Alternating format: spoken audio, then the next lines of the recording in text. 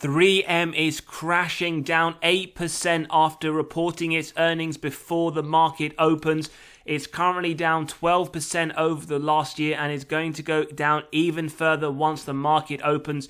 Is it a buy now? In fact, should we be selling or holding? We're going to take a look at this company in today's episode. We're going to take a look at their income statement, see what is going on with their top line revenue, their bottom line net income. Is it moving in the direction we want to see? How healthy is the company's balance sheet?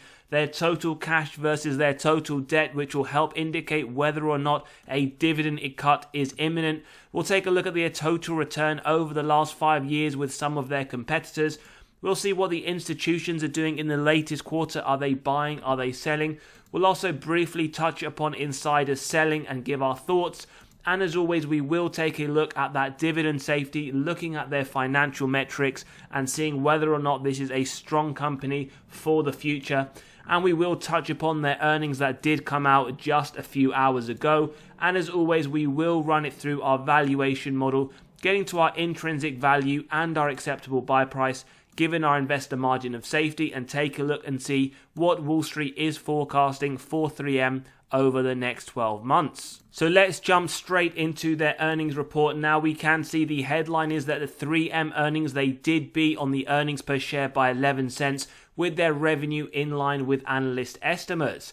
So taking a deeper look, we can see they reported their Q4 EPS $2.42, which positive news, it was 11 cents better than analyst estimates of $2.31, and we can see here their revenue for the quarter has come in pretty much in line, 7.69 billion versus consensus estimates of the same.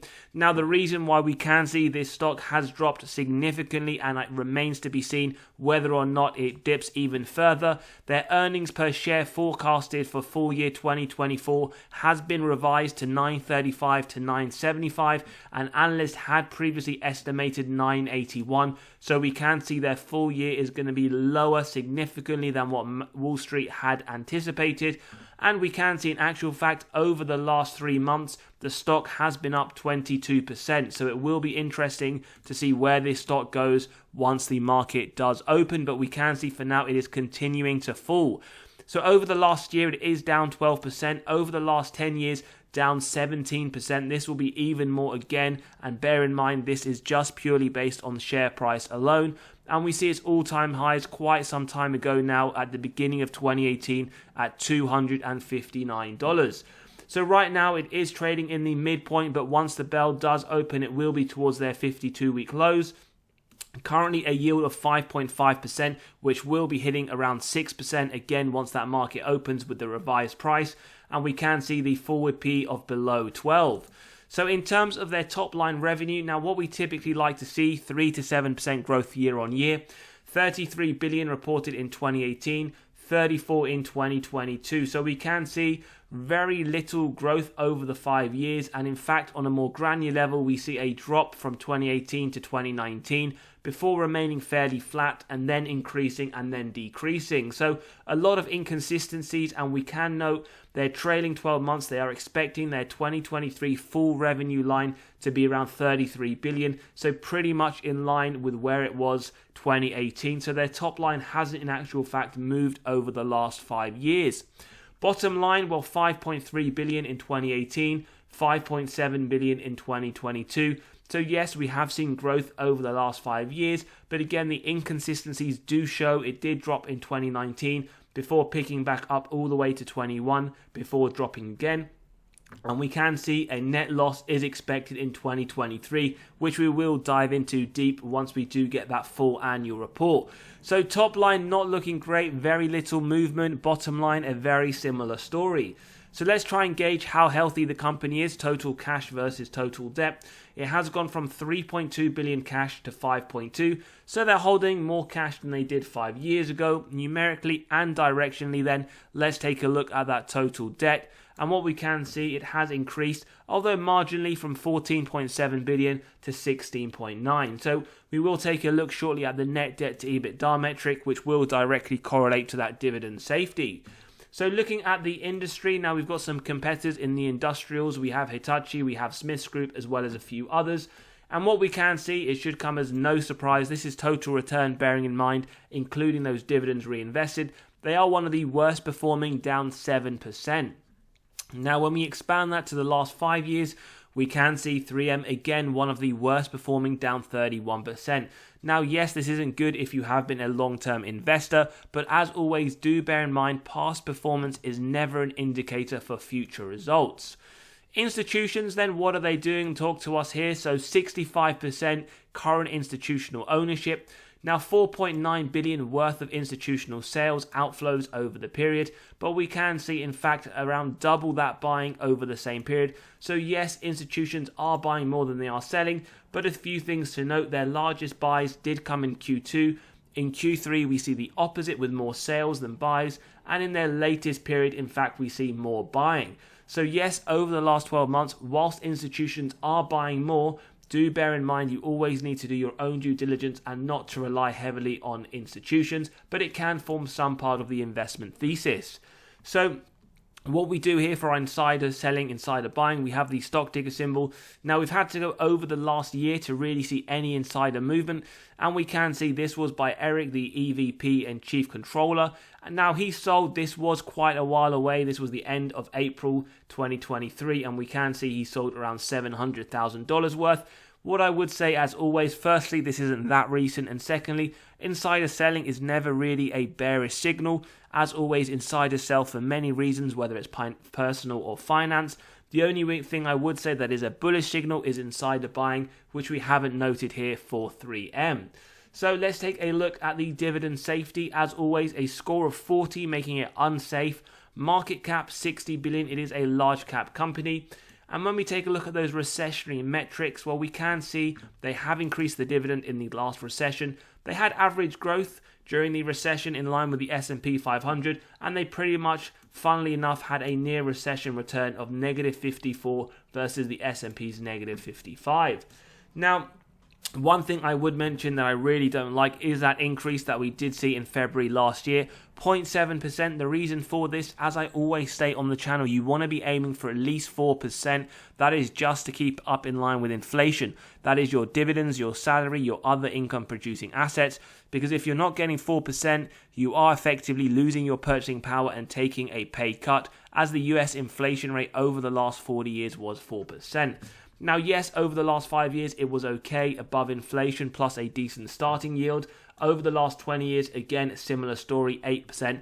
But in the more recent period, it is a bit of a red flag indicator, and we are expecting a dividend announcement next month, which could either be a dividend cut, dividend maintained, or a dividend increase. I would not be surprised if we see any of those at all.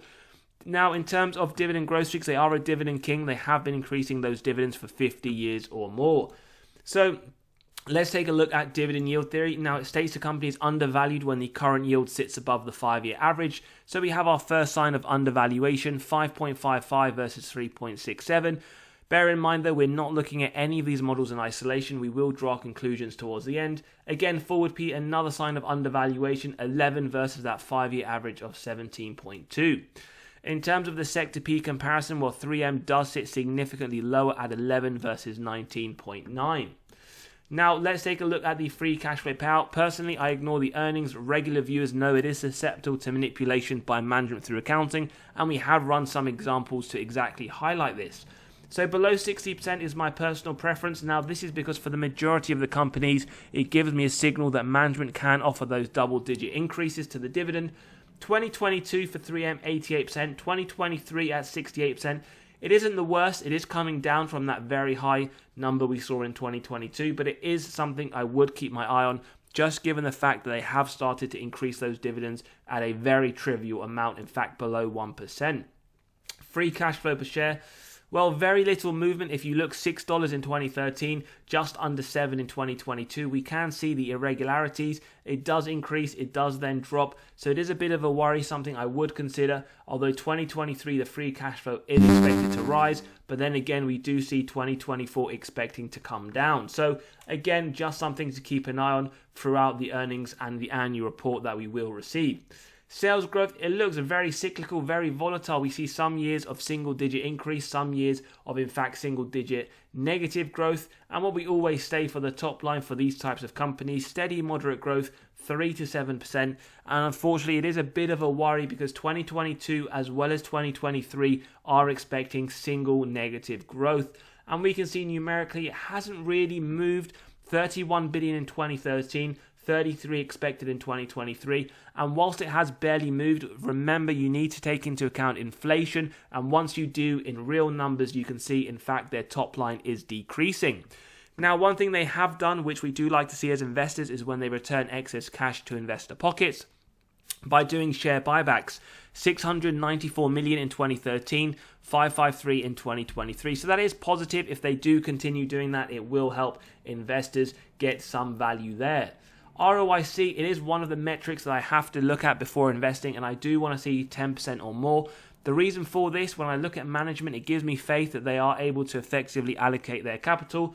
2023, 27% is very, very strong. It does make me happy to see this, but again, it is something just to keep an eye on. It did drop in 2022, but overall, consistently some very strong numbers, so that is a tick when I am considering management in my investment thesis.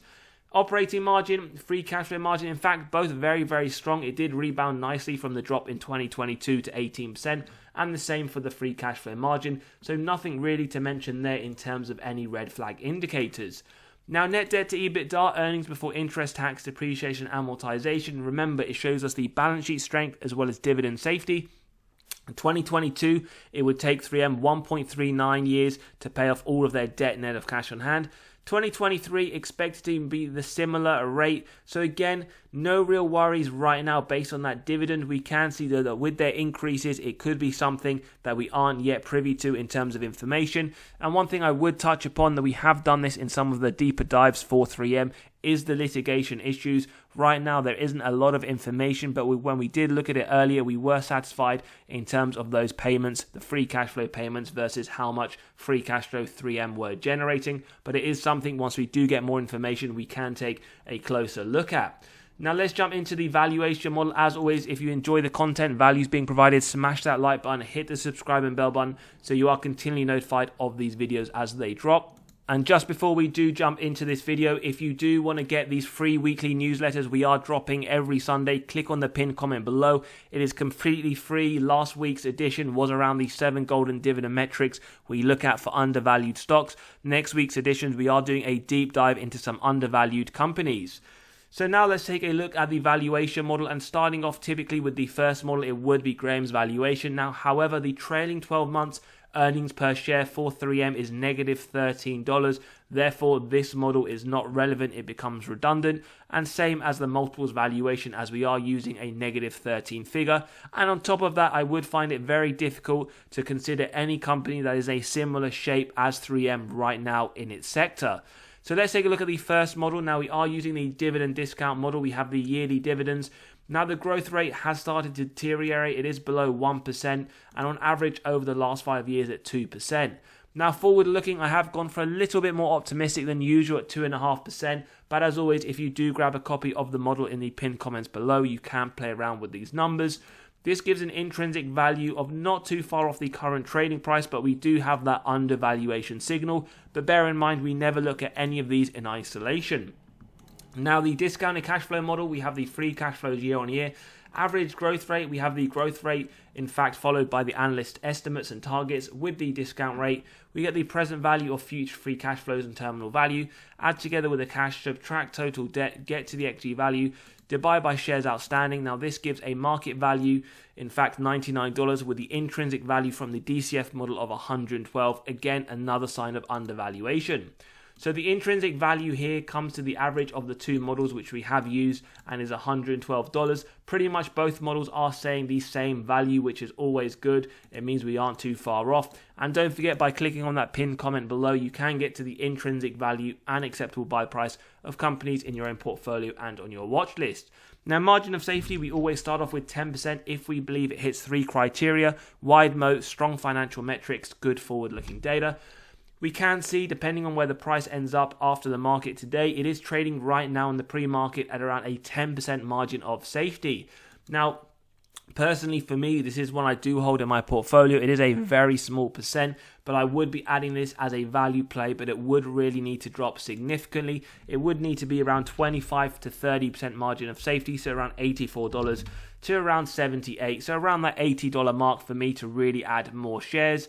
In terms of Wall Street and what they see over the next 12 months, they see a price target of $112. So in conclusion, for 3M, we see around a 10% margin of safety based on our estimates and judgments. Wall Street forecast 13% upside with a target or price target of $112 over the next 12 months. As always, let me know your thoughts in the comments below. Are you a shareholder of 3M? Are you looking to buy at a certain value? Or maybe this is a company you just won't touch for whatever reason. As always, have a great day. Don't forget to smash that like button, hit the subscribe and bell button if you enjoyed today's episode. Catch you on the next one as always, and take care.